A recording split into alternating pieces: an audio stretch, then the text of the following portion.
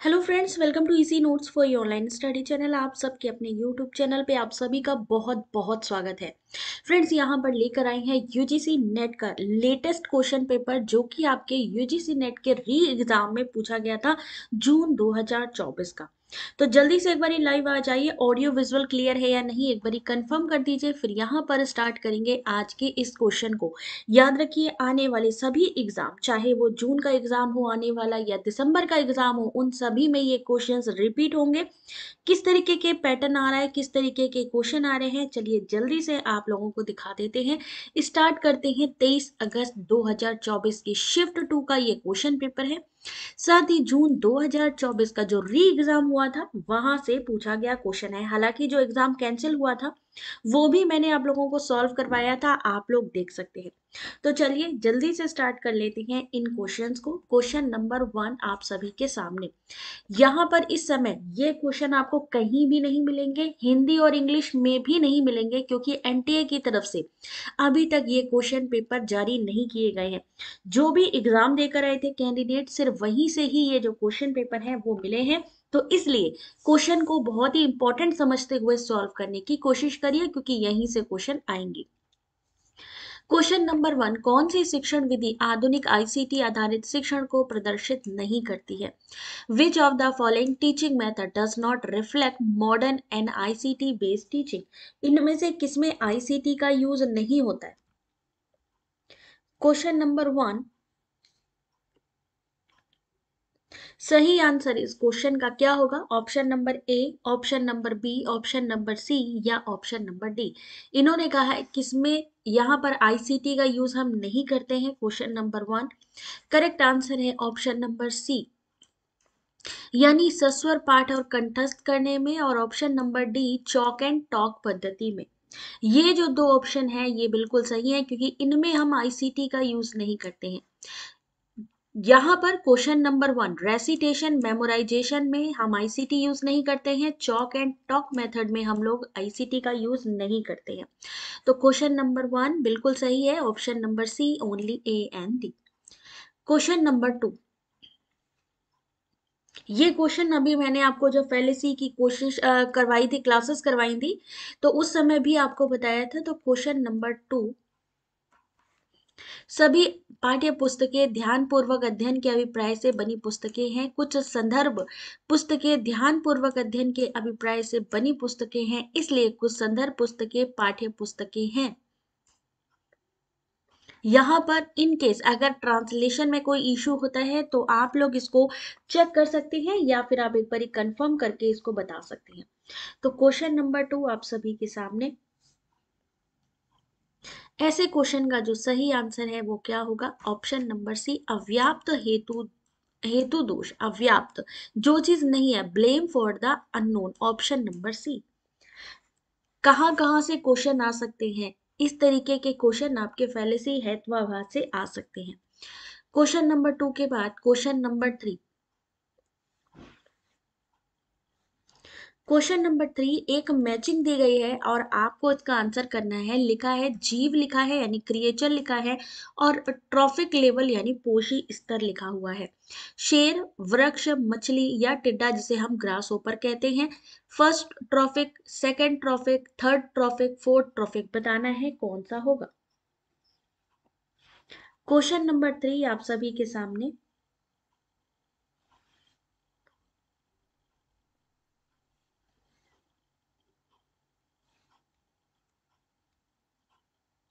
पहला अगर हम कहें तो सबसे पहले क्या चीज आती है? सबसे पहले आते हैं वृक्ष, सबसे पहले क्या आते हैं? वृक्ष आते हैं। सही आंसर क्या होगा इस क्वेश्चन का? Question number 3 correct answer option number B, बिल्कुल सही है। जहरा स्वरित, बिल्कुल correct answer option number B. इस क्वेश्चन का सही आंसर है ऑप्शन नंबर बी, यानी लॉइन किसके अंतर्गत आता है? फोर्थ ट्रॉपिक में आता है। लॉइन किस में आता है? फोर्थ ट्रॉपिक में आता है। जो ट्री है वो फर्स्ट ट्रॉपिक में आता है, सबसे पहले पेड़, ठीक है। उसके बाद में जो सेकंड लेवल आता है यानी फिश, फिश के बाद क्या होता है? फिश किस में चला जाएगा हमारा? थर्ड ट्रॉपिक में। और सेकंड सेकंड किस में आएगा? ग्रास ऊपर सेकंड ट्रॉपिक में आएगा। इस तरीके की मैचिंग इस समय एग्जाम में पूछी जा रही है। Question number 4,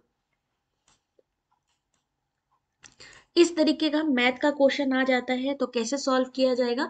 the cost price of two article is the same, यानी दोनों का जो कॉस्ट प्राइस है वो बिल्कुल सेम है। One of them is sold at profit of 13%, एक 13% पर बेची जा रही है चीज और एक है 19% पे। मान लीजिए दोनों 100 रुपए की है तो 100 रुपए में एक को 13% हमने प्रॉफिट में बेचा, एक को 19% में बेचा। उन दोनों का बीच का difference, if the difference between their selling price is ₹126, यानी उन दोनों को बेचने के बाद जो हमारा कह सकते हैं कि डिफरेंस है दोनों को बेचने के बाद का, वो 126 निकल के आ रहा है। तो कॉस्ट प्राइस क्या होगी? क्वेश्चन नंबर 4, करेक्ट आंसर क्या होगा? जैसे कि आप जानते हैं कि हम यहाँ पर मैथ्स का जब भी सवाल सॉल्व करते हैं तो सबसे पहले मान लीजिए कि कॉस्ट प्राइस जो है एक्स की वैल्यू हमने क्या मान ली, एक्स की वैल्यू मानी। अब 100 में जब हमें 13% बढ़ाना है, जब बढ़ाएंगे तो 13% को जोड़ देंगे तो कितना हो जाएगा? 113। सेम ऐसे ही जब 19 को जोड़ देंगे 100 में, जब बढ़ेंगे यानी प्रॉफिट की बात आएगी तो ये हो गया 119। अगर लॉस की बात आती तो क्या करते? 100 में -13 कर देते, बट क्योंकि लॉस की बात करी नहीं गई है, प्रॉफिट की बात की है, तो हमने इन दोनों की वैल्यू निकाल लेनी है। दोनों का डिफरेंस है 126। सॉल्व करेंगे, 119 में से 113 को क्या करना है? घटा देना है। तभी तो डिफरेंस पता चलेगा जब दोनों को आपस में घटाएंगे कि पहले में कितना प्रॉफिट से निकल रहा है, सेकंड में कितना प्रॉफिट निकल रहा है, टोटल वैल्यू निकल रही है 126।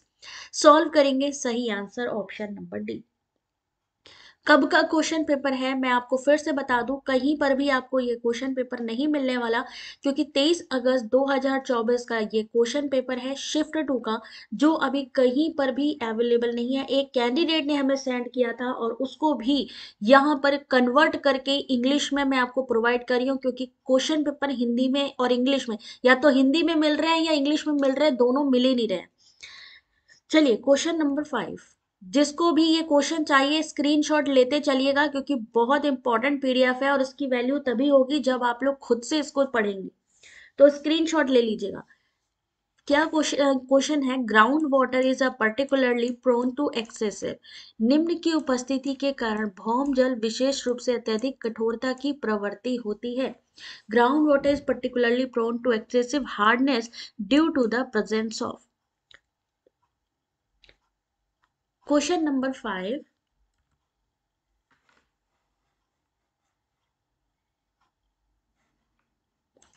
और इस क्वेश्चन का सही आंसर, पानी में कठोरता की जो वजह है वो कौन सी है? पानी में जो कठोरता की वजह है, question number 5 option number B, calcium और मैग्नीशियम आयन। पानी की कठोरता कैल्शियम मैग्नीशियम के घुलनशील बाई कार्बोनेट क्लोराइड सल्फेट आयनों की उपस्थिति के कारण होती है। कठोर जल साबुन के साथ झाग नहीं देता है।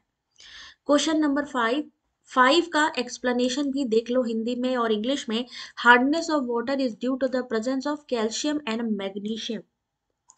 It is caused due to absence of soluble bicarbonate, chloride and sulfate ions. Hard water does not lather with soap. Question number 6. अनुसंधान के भागीदारों को अध्ययन में उपयोग की गई भ्रामकता अथवा छल के बारे में बताने की प्रक्रिया क्या कहलाती है? रिसर्च एप्टीट्यूड का एक क्वेश्चन है। The process of informing research participant about any misconception और deception used in the study is called active misleading, passive illusion, dehoaxing या डिसेंसिटाइजेशन। क्वेश्चन नंबर 6 का सही आंसर ऑप्शन नंबर सी, डीहॉक्सिंग।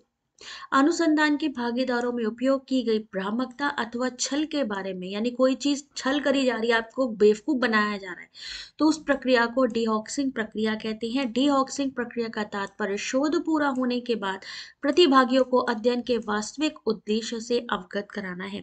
ये सुनिश्चित करने के लिए किया जाता है कि प्रतिभागियों को कपटता से नुकसान ना हो और शोध प्रक्रिया में उनका विश्वास बना रहे। क्वेश्चन नंबर 6, ध्यान से देखिए इसका explanation. Any sample use in research participants, the process of disclosing deception और fraud is called dehoaxing. Dehoaxing refer to informing the participant about the real purpose of the study, किस वजह से हम study कर रहे हैं। After the research is complete, जब research complete हो जाएगी।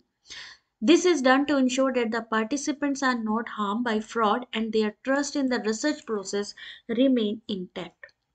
Question number 7. Which of the following criterion question in a qualitative research concern whether the result are applicable to other context? गुणात्मक अनुसंधान में कौन सा मानदंड प्रश्न क्या परिणाम अन्य संदर्भों के लिए लागू होता है से संबंधित है। ये लेटेस्ट क्वेश्चन पेपर है यूजीसी नेट जून के री एग्जाम का। ये क्वेश्चन पेपर कहीं भी अवेलेबल नहीं है, आप लोगों को प्रोवाइड किया जा रहा है, तो आप इसको ज्यादा से ज्यादा कैंडिडेट तक शेयर करें, लाइक करें, कमेंट करें क्वेश्चन नंबर 7 का। Transferability, reliability, internal validity, approvability. Question number 7 option number A अंतर्निहिता। अंतर्निहिता यानी ट्रांसफरेबिलिटी। गुणात्मक अनुसंधान में अवधारणाओं, विचारों या अनुभवों को समझने के लिए गैर संख्यात्मक डेटा का संग्रह और विश्लेषण शामिल होता है और इसमें अंतर्निहिता मानदंड प्रश्न अन्य संदर्भों के लिए भी लागू होते हैं। 7 का एक्सप्लेनेशन देख लीजिए, ऑप्शन नंबर ए 7 का है ये। Qualitative research involve the collection analysis of non numerical data to understood concept, idea और experience. This transferability criterion in this research question whether the results are applicable to other contexts. It can be used to gather in-depth information into a problem or to generate new idea for research. Question number 8. आप में से किसको लग रहा है कि question tough है और किसको लग रहा है कि इजी क्वेश्चन है। क्वेश्चन नंबर 8 यही आपको इस बार के एग्जाम में देखने को मिलने वाला है। UGC net JRF level of exam देखिए, लेवल ऑफ क्वेश्चन पेपर देखिए। Question number 8, Microsoft power point has built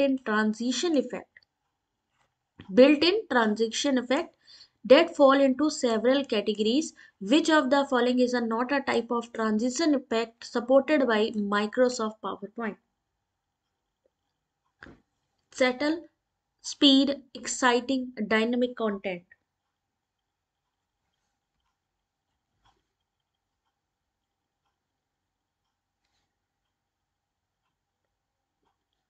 Question number 8, option number B is speed.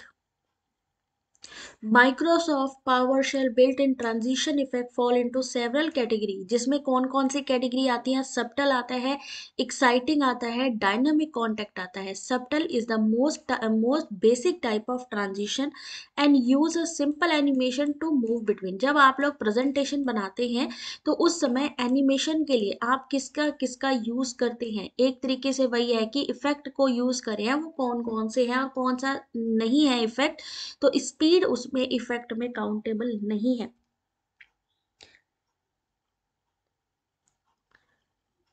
ये आपके इफेक्ट है। जब आप पीपीटी बनाते हैं ना, ये आपका पावर पॉइंट का प्रेजेंटेशन बनाते हैं तो उसमें एनिमेशन के नाम है ये।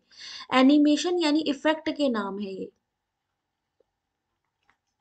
जैसे ग्लिच नाम होता है, वैसे ही ये इस तरीके की यहाँ पर ये जो आपका ट्रांजिशन इफेक्ट होता है उनके नाम है ये। आप लोग अपना पावर पॉइंट ओपन करना, आप पीपीटी ओपन करना, वहां पर आपको एनिमेशन के ये सारे के सारे नाम मिल जाएंगे। एनिमेशन इफेक्ट का नाम है ये, ठीक है। अगला क्वेश्चन, क्वेश्चन नंबर 9। कुछ नहीं करना है आपने, पीपीटी ओपन करें, आपने सिर्फ एक काम करना है, पीपीटी ओपन करना है और वहां जो एनिमेशन इफेक्ट्स है उनके नाम देख लेंगे। जैसे आप लोग देखते होंगे कि जब आप कुछ लिखते हैं डॉक्यूमेंट पे लिखने के लिए की स्टाइल आती है कि किस स्टाइल पे लिखना चाहते हैं, एरियल स्टाइल पे लिखना चाहते हैं, बोल्ड स्टाइल में लिखना चाहते हैं, वो नाम होते हैं ना। सेम जस्ट लाइक दैट की एनिमेशन इफेक्ट के नाम है ये। अपार की बात करी गई है, अपार का फुल फॉर्म बताइए। Question number 9। तो सही आंसर है ऑप्शन नंबर, इसमें से कोई भी नहीं है ऑप्शन, क्योंकि यहाँ पर इस क्वेश्चन को एनटीए की तरफ से ड्रॉप कर दिया गया है। Acronym APAR stands for Automated Permanent Academic Account Registry, which stand for Student ID. अपार का फुल फॉर्म ऑटोमेटेड यहाँ पर है, जबकि है automated permanent account registry which stand for student ID. The commission has excluded this question from the assessment. अपार empower student to accumulate and store their academic achievement. मान लीजिए अपार का फुल फॉर्म पूछ लिया, सेकेंडली पूछा अपार किस लिए बनाया गया है, क्या स्टोर होता है वहां पे. Store their academic achievement, facilitating seamless transition between institution for further education. आगे की पढ़ाई के लिए बार बार उनको अपना जो आपका सर्टिफिकेट है, एजुकेशनल सर्टिफिकेट है, सबमिट करने की जरूरत नहीं है. Question number 10. क्वेश्चन नंबर 10 आप सभी के सामने. मैंने भोजन किया क्योंकि मैं भूखा था. Which of the following claim is a true for following sentence? I ate because I was hungry. ये किस तरीके का स्टेटमेंट है?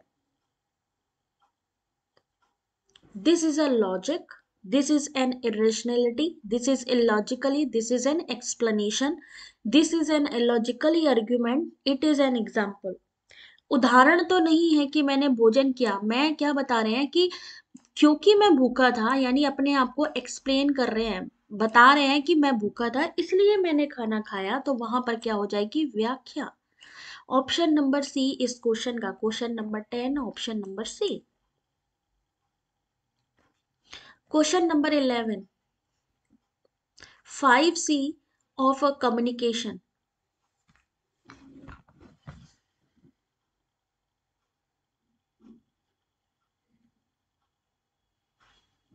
Question number 11.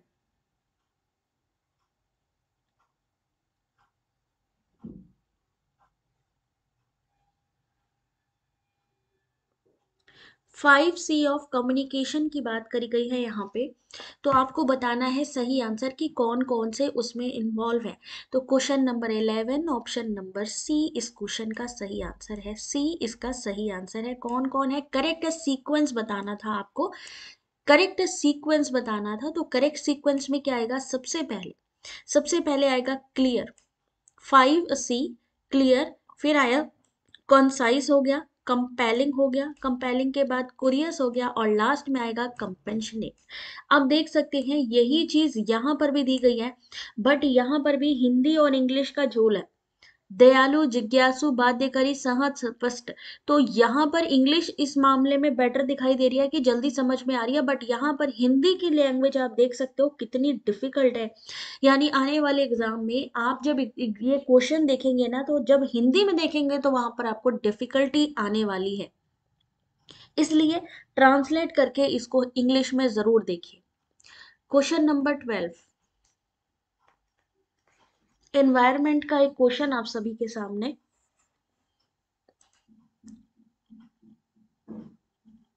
ये शबाना, ये आपका जो पेपर है, अली ने दिया था ये पेपर.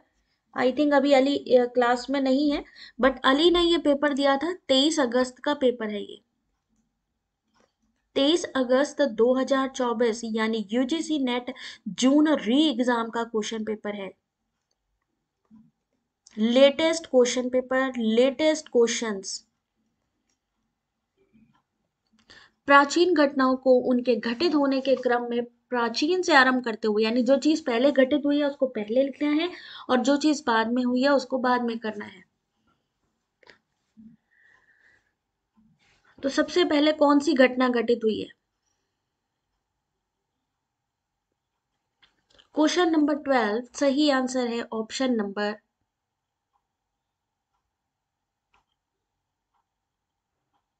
सबसे प्राचीन से आरंभ करेंगे, तो यहां पर ये ऑप्शन ही नहीं है. सबसे पहले तो आ गया आपका कौन सा, सबसे पहली घटना कौन सी हुई थी, सबसे पहली घटना कौन सी हुई थी भैया, 1943.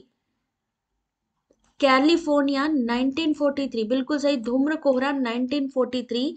उसके बाद आपका जो आगे बढ़ेंगे तो लंदन स्मॉग 1952।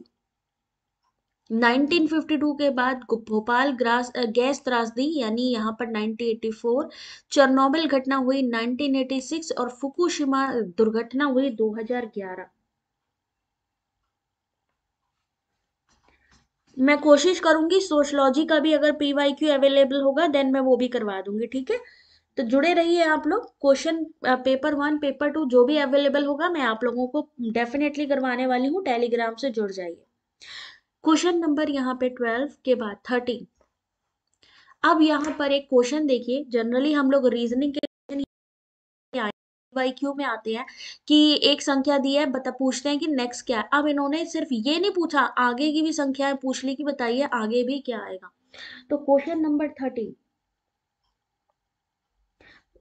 बिल्कुल स्वारित, chronological based question always tough होते हैं, बट एक्चुअली अगर आपको थोड़ा सा भी हिंट होगा, दो ऑप्शंस भी करेक्ट होंगे, देन आप आगे के क्वेश्चन सॉल्व कर पाएंगे। तो एक क्वेश्चन है जो कि आपके लेटेस्ट क्वेश्चन पेपर जून री एग्जाम में पूछा गया क्वेश्चन था। ट्रेंड देख लीजिए, पैटर्न देख लीजिए, ऐसा ही आएगा आगे भी। तो पहला क्या लिखा है इन्होंने, पहला लिखा है 0, 0 के बाद 3, 3 के बाद 10, 10 के बाद 21, 36 के बाद जो नेक्स्ट संख्या आने वाली है वो कौन सी आने वाली है। तो क्वेश्चन नंबर 13 सही आंसर देखिए ऑप्शन नंबर डी। यानी यहाँ पर पहली कौन सी संख्या दी है, 36 तक दिया हुआ है। 36 के बाद क्या होता जा रहा है, 3, 7, 11, 15, 19, 4, 4, 4 प्लस होता जा रहा है। इन सब में कितना प्लस होता जा रहा है, 4। यानी गैप है जो जो भी हमारा गैप है उस गैप में हमने +4 करना है। तो आगे की जो संख्या है वो है 55, 78, 105 and 136। A B D E बिल्कुल करेक्ट आंसर। क्वेश्चन नंबर 14, क्या आप बता सकते हैं आप में से कोई भी कि कौन सी यूनिट का क्वेश्चन है ये।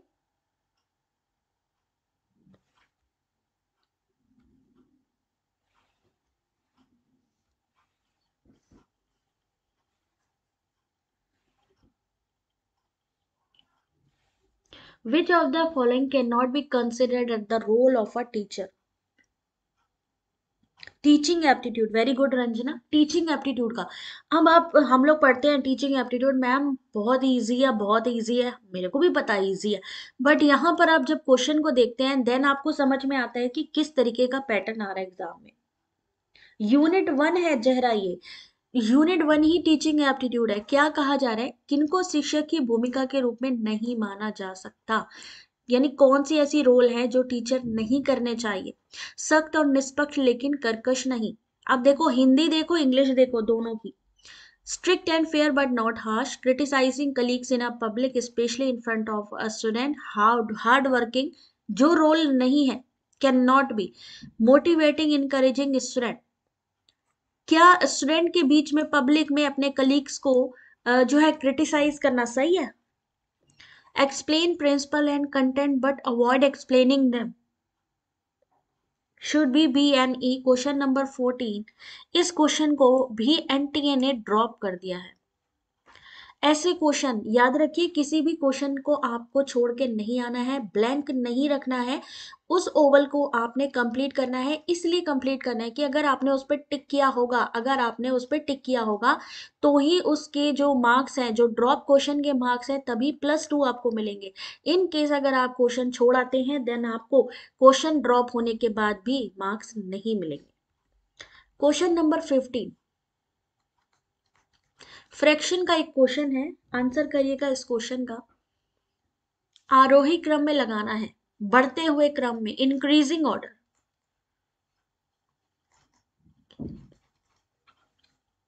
सिंपल सा करना होता है, 11 से भाग दे दो 7 का, या कहते हैं ना जैसे 11 लिखा है नीचे, 7 का कर दो, पॉइंट में जो जो आपका आंसर आएगा उसी के अकॉर्डिंग सब चारों निकाल लो, आंसर निकल आएगा, फास्ट हो जाएगा।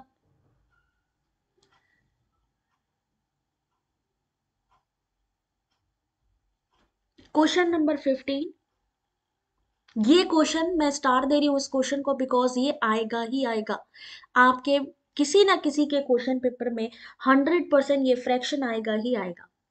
15 का सही आंसर है ऑप्शन नंबर सी। अब ऐसे ही जब फ्रैक्शंस होते हैं पॉइंट में होता है तो कैसे पता लगेगा किसको पहले लिखना है। तो देखो इसमें सबसे छोटा कौन सा है, डी, 0.61। 61 से आगे बढ़ेंगे क्या होगा, 63। तो देख सकते हो डी के बाद क्या आया, ए आया। उसके बाद आया बी, क्यों, 64 है भाई। उसके बाद 69, ठीक है ना। तो कई बार ये फ्रैक्शन को पता नहीं लग पाता है कि किसको पहले लिखे, क्योंकि हमारा कॉन्सेप्ट प्लस और माइनस वाले गेम में ही चल रहा होता है। तो इसलिए ऐसे समझ के सोल्व करना है। क्वेश्चन नंबर 16, ये कई बार पूछा गया क्वेश्चन है जून री एग्जाम में, और जून का जो एग्जाम कैंसिल हुआ था। आंसर करिए एनसीआरएफ, नेशनल क्रेडिट फ्रेमवर्क के अनुसार जो स्नातक की उपाधि किसी भी 3 वर्ष के अंडर ग्रेजुएट प्रोग्राम प्राप्त करने के पश्चात अर्जित क्रेडिट का जो स्तर है, जो लेवल है, वो क्या होगा। एज पर द, कई बार ऐसा भी आता है कि जो एनसीआरएफ लिखा है ना, एनसीआरएफ का फुल फॉर्म भी पूछ लिया जाता है।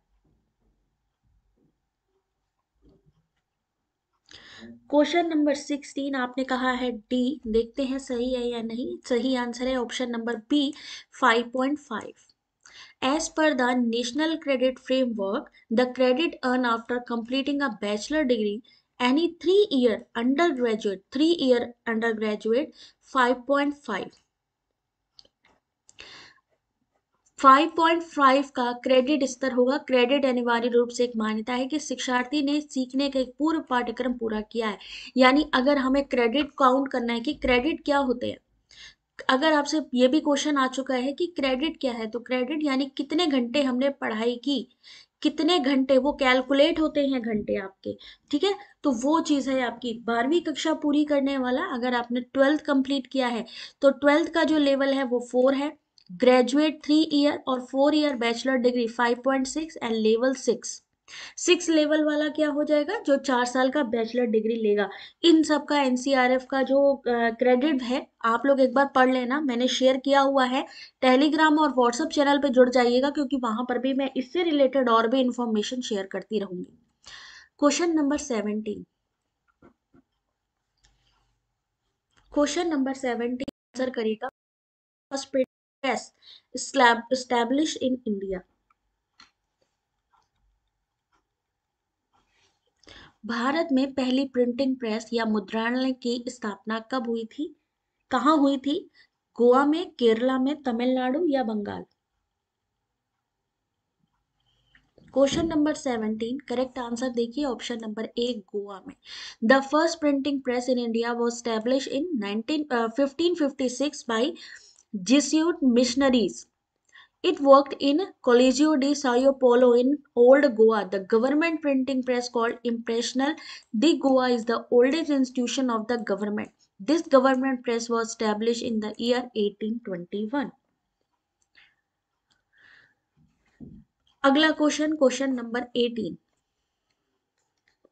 साहित्यिक चोरी से क्वेश्चन आएगा ही आएगा, इसलिए इसको भी स्टार दे रहे हैं। बहुत सारे क्वेश्चन यहाँ से रिपीट होकर आएंगे, क्योंकि अभी तक एनटीए ने अपने क्वेश्चन पेपर जारी नहीं किए हैं, जो आपके जून एग्जाम में आए थे, ना तो री एग्जाम का और ना ही जो आपके कैंसिल हुआ एग्जाम उसका। तो इस वजह से ये जो क्वेश्चन है ना, ये रिपीट होने के पूरे पूरे चांसेस हैं। सेम भी हो सकते हैं या स्टेटमेंट में भी हो सकते हैं। As per UGC regulation plagiarism 2018, for how many of the following discrepancies in research publication as a faculty member will be denied two successive annual increment, यानी 2 क्रमिक वार्षिक वेतन वृद्धियों से वंचित किया जा सकता है अगर हमारी साहित्यिक चोरी का लेवल क्या होगा। क्वेश्चन नंबर 18 सही आंसर है D, C and D. C and D यानी 76%, 62%। 60 to 80% हम मान सकते हैं कि 60 to 80% वाला जो हमारा कैटेगरी है, तो उसको इसमें शामिल किया जाता है। अगला क्वेश्चन, क्वेश्चन नंबर 19, रीजनिंग का एक क्वेश्चन आप सभी के सामने। क्वेक को बताइए, ऑफेन पीच ड्राइव कौन सा यहाँ पर उनका कोड इस्तेमाल किया गया है जो सब में लागू किया हुआ है। क्वेश्चन नंबर 19,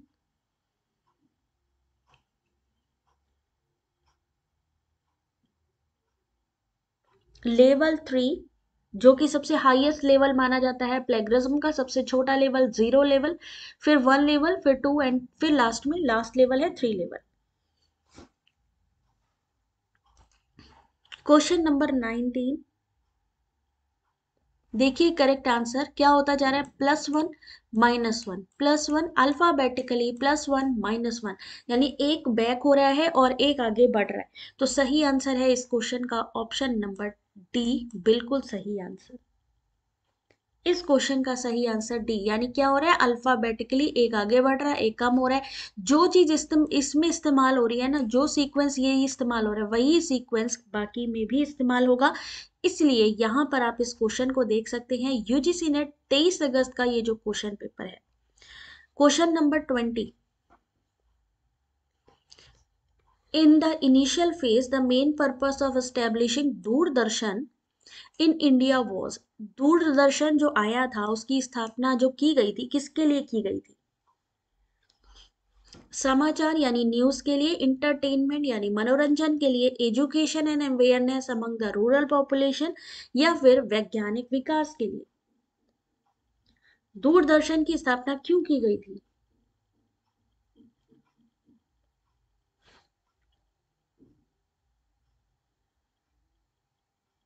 चलिए देखते हैं क्वेश्चन नंबर 20 का जो सही आंसर है वो क्या होगा। गुड इवनिंग रसगुल्ला, लेकिन लेट हो गए आज क्योंकि यहाँ पर ये इंपॉर्टेंट क्वेश्चन आप लोग जो देख रहे हैं, ठीक है ना, इनको देखना है, आपको समझना है, क्योंकि ये लेटेस्ट क्वेश्चन पेपर है, कहीं भी अवेलेबल नहीं है।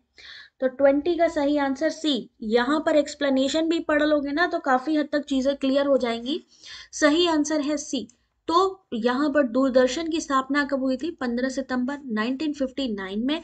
यह भारत सरकार द्वारा एक स्वायत्त सार्वजनिक सेवा प्रसारक है। डीडी उपग्रह यानी डीडी सैटेलाइट नेटवर्क के माध्यम से पूरे महानगरीय क्षेत्रीय भारत के साथ साथ विदेशों में टेलीविजन, ऑनलाइन और मोबाइल सेवाएं प्रदान करता है। क्वेश्चन नंबर 20 के बाद 21, आंसर करिएगा क्वेश्चन नंबर 21। और जो ये क्वेश्चन नहीं देख रहे हैं, जिनको लगता है कि जरूरत क्या है, तो एग्जाम में जब ऐसे क्वेश्चन का सामना होगा ना, एग्जाम में पहले ही ऐसे क्वेश्चन आएंगे ना, तब आपको समझ में आएगा कि नहीं, इनको भी देखना जरूरी था। तो यहाँ पर निम्नलिखित फ्लैगशिप प्रोग्राम को आरंभ होने के वर्ष के अनुसार क्रोनोलॉजिकल ऑर्डर में लगाना है। Naya Savera free coaching affiliate plan, Ustaad, prime minister public development programme, Maulana Azad national fellowship. Yes, बहुत डिफिकल्ट है। और सबसे बड़ी बात है कि इस तरीके के गवर्नमेंट, दो तरीके के क्वेश्चन आते हैं, या तो गवर्नमेंट स्कीम से रिलेटेड आते हैं या गवर्नमेंट के जो न्यू इनिशिएटिव्स हैं वहां से क्वेश्चन आते हैं। अब यहाँ पे इन्होंने फेलोशिप से रिलेटेड पूछ दिया है। तो question number 21 correct answer is option number, भाई ये देखो, अब इतना दिमाग खर्च करने के बाद पता चल रहा है कि एनटीए ने इस क्वेश्चन को भी ड्रॉप कर दिया। सोचिए कितना टाइम इसमें ही इंसान का चला जाता है कि जहां पे वो क्वेश्चन ड्रॉप होता है। ठीक है, तो क्वेश्चन का फिर भी एक्सप्लेनेशन देख लीजिए। This question has be excluded from the evaluation of the commission, NTA की तरफ से हटा दिया गया है। Naya Savera free coaching affiliate scheme कब आई थी? नया सवेरा आई है 2023 में। ठीक है, उस्ताद योजना जो आई थी 2015 में आई थी। उसके अलावा आपकी प्रधानमंत्री जन विकास कार्यक्रम 2008-9 में आया था पहले, और उसके बाद में रीस्ट्रक्चर्ड किया गया था मई 2018 में। फिर आती है मौलाना आजाद फेलोशिप की बात, तो ये स्टार्ट हुई थी 2009 में। तो इसके अकॉर्डिंग अगर हम देखें तो क्या होगा सही answer? Daily learning something new, thank you. English learning का बहुत अच्छा चैनल है, आप लोग भी ज्वाइन कर सकते हैं। तो यहाँ पर पूरा डिटेल दिया हुआ है कि नया सवेरा निशुल्क कोचिंग सह संबंध, मैं एक बार थोड़ा सा जूम कर देती हूँ, आई होप कि आप लोगों को प्रॉपर दिखेगा। पढ़िए जरा सा, क्योंकि टाइम कम है, जो चीज सामने आ रही है उसको पढ़ना जरूरी है। पहली बात, नया सवेरा निशुल्क कोचिंग, नया सवेरा फ्री कोचिंग एफिलिएट अगस्त 2023 में आई थी। इसका उद्देश्य क्या था? नया सवेरा निशुल्क कोचिंग का अल्पसंख्यक समुदायों के छात्रों को सशक्त बनाना, उन्हें प्रतियोगी परीक्षाओं के लिए तैयार करना। ठीक है, माइनॉरिटी कम्युनिटी के जो कैंडिडेट हैं उनको कंपटीशन एग्जाम के लिए तैयार करना। उस्ताद योजना 2015 में आई, पारंपरिक कारीगरों के विकास, वाराणसी के गौ को बहाल करने के लिए। उस्ताद योजना was started in 2015 to develop traditional artisans of the city and restore the gok's of Varanasi. प्रधानमंत्री जन विकास कार्यक्रम 2008-9 में आया, देन फिर उसको पुनर्गठित किया गया 2018 में। प्रधानमंत्री जन जो ये विकास कार्यक्रम है, इसका उद्देश्य सामुदायिक बुनियादी ढांचे सुविधाओं का निर्माण करना। Its objective is to create community infrastructure facilities in identify area. Maulana Azad राष्ट्रीय फेलोशिप कार्यक्रम 2009, अल्पसंख्यक समुदाय के छात्रों को उच्च शिक्षा में आर्थिक मदद करना। उस्ताद का फुल फॉर्म बताइए, जरा ढूंढ के बताइए उस्ताद का फुल फॉर्म क्या होगा, किसके लिए थी ये जो योजना थी, ये जो उस्ताद योजना आई, ये किसके लिए थी? जो कारीगर हैं उनके लिए थी। अल्पसंख्यक कार्य मंत्रालय की एक ये योजना थी।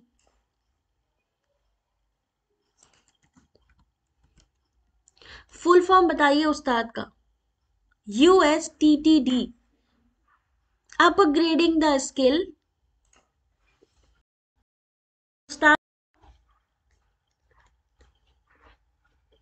अपग्रेडिंग द स्किल, बताते चलो, हिंदी में भी बता दे इसको। And training in,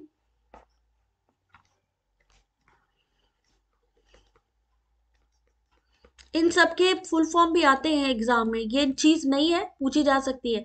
training in traditional art,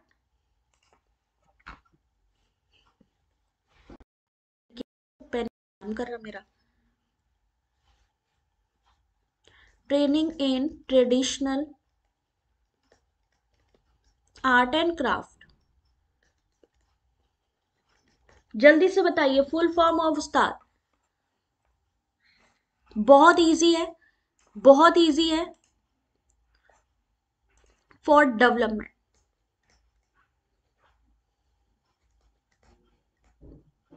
यानी upgrading the skill and training, skill और ट्रेनिंग को बढ़ावा देना, किनके लिए? In tradition art and craft for development. तो यहाँ पर इस क्वेश्चन का जो सही आंसर होगा वो इसमें से कोई भी नहीं है, क्योंकि एनटीए की तरफ से ये क्वेश्चन जो है वो ड्रॉप कर दिया गया है। यहाँ पर आप इसको सीधा सीधा देख सकते हो, अल्पसंख्यक समुदाय के छात्रों को सशक्त बनाना, और उन्हें, ये किसका सवेरा है? उस्ताद योजना, पारंपरिक कारीगरों के विकास और वाराणसी के गौ को बहाल करने के लिए उस्ताद योजना। इनके फुल फॉर्म को आप लोग सर्च भी कर सकते हो। Upgrading the skill and training traditional art craft for development. Very good स्वागत। नेक्स्ट क्वेश्चन है क्वेश्चन नंबर 22।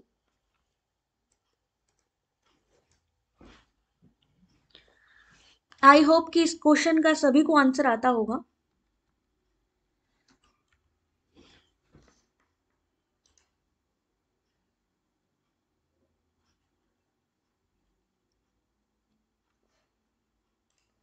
क्वेश्चन है एफएम और उनके एग्जाम्पल। एफएम का एग्जाम्पल समाचार पत्र यानी न्यूज़पेपर का एग्जाम्पल, टीवी चैनल का एग्जाम्पल और इंटरनेट का एग्जाम्पल। क्वेश्चन नंबर 22, आपने कहा है बी, सही आंसर है बी, बिल्कुल सही जवाब है आपका। एफएम, एफएम रेडियो, रेडियो मिर्ची। समाचार पत्र the Tribune, TV channel CNBC, internet rediff.com। ठीक है, नेक्स्ट क्वेश्चन, क्वेश्चन नंबर 23। एक क्वेश्चन है, ये किससे है? ये डेटा मेजरमेंट से है, यानी नॉमिनल, नॉमिनल हो गया आपका, और क्या चीज है?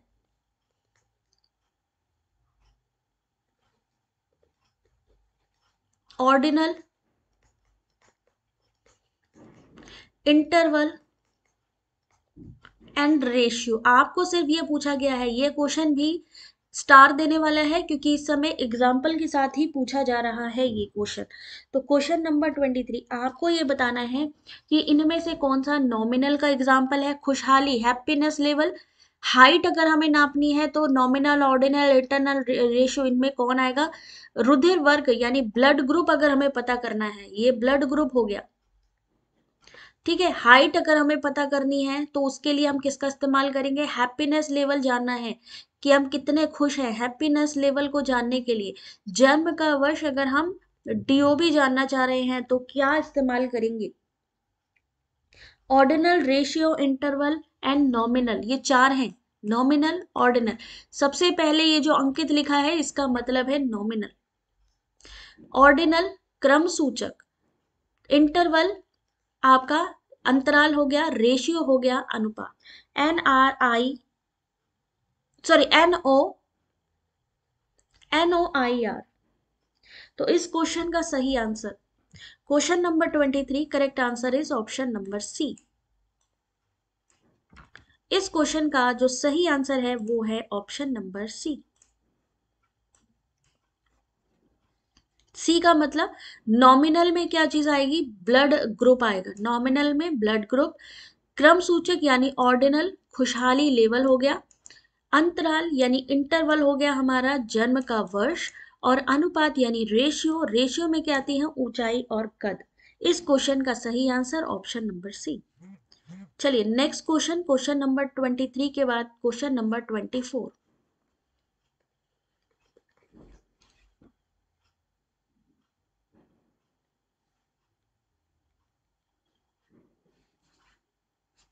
अगर 3 बार नेट क्वालिफाई हो चुका है और आपका नहीं क्वालिफाई हो रहा है JRF, ठीक है, इसका मतलब है नेट क्वालिफाई कर सकते हो तो थोड़े से परसेंटेज आप लोगों को बढ़ाने पड़ेंगे, थोड़ा सा बढ़ाना पड़ेगा।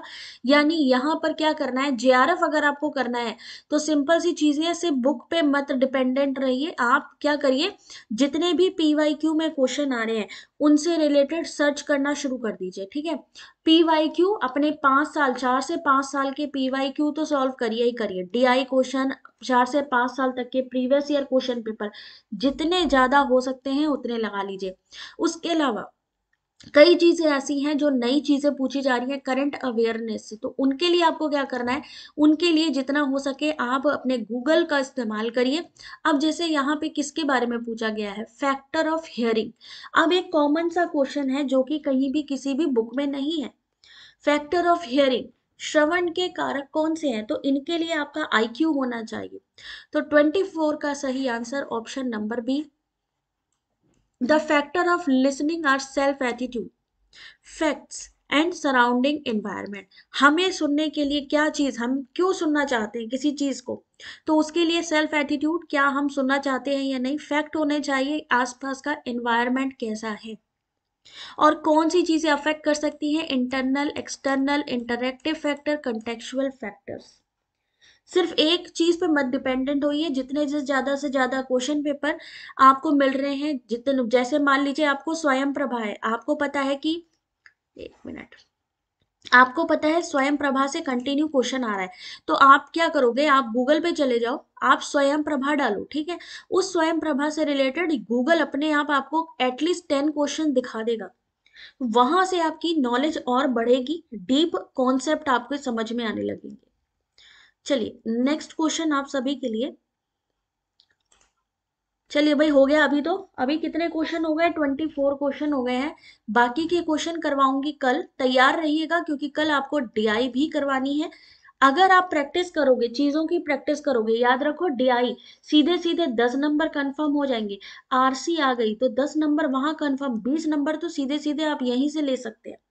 और बाकी के तो, बाकी जो पेपर 1 की अगर हम बात करें 30 क्वेश्चंस हैं तो कॉन्सेप्ट आपको क्लियर होने चाहिए। बाकी पेपर 2 की अगर हम बात करें तो जितना ज्यादा हो सके उसके MCQs और PYQs ज्यादा से ज्यादा, देखो सिंपल सी बात है, जितना ज्यादा रिवीजन करेंगे उतनी ही ज्यादा आपका कॉन्फिडेंस लेवल बढ़ेगा और उतनी ही जल्दी चीजें आपको समझ में आएंगी। तो अब मिलेंगे हम रात की वीडियो में, क्योंकि आपको रात को फिर से एक मैराथन क्लास देनी है, यानी रात को फिर से 100 क्वेश्चन आपको प्रोवाइड करने वाले हैं। तो रात की क्लास के लिए जुड़े रहिए। उसके अलावा मिसिंग DI आया क्या होम साइंस में? एग्जैक्टली मुझे अभी कंफर्म नहीं है, मैं एक बार होम साइंस का पेपर देखना पड़ेगा। ठीक है। और बाकी जो भी हमारे चैनल के साथ जुड़ना चाहते हैं गाइज, आप सभी के लिए यहाँ पर मेंबरशिप है। 299 से आप हमारे चैनल की मेंबरशिप ले सकते हैं, जिससे कि सारी की सारी जानकारी, सारी updates, question paper, paper one के सारे नोट्स, पीडीएफ, ये सारी चीजें आपको मिलने वाली हैं। तो आप लोग यहाँ पर ज्वाइन करना, मेंबरशिप लेना बिल्कुल ना भूलें। मिलते हैं रात की वीडियो में, तब तक अपना ध्यान रखिए। Take care, God bless you.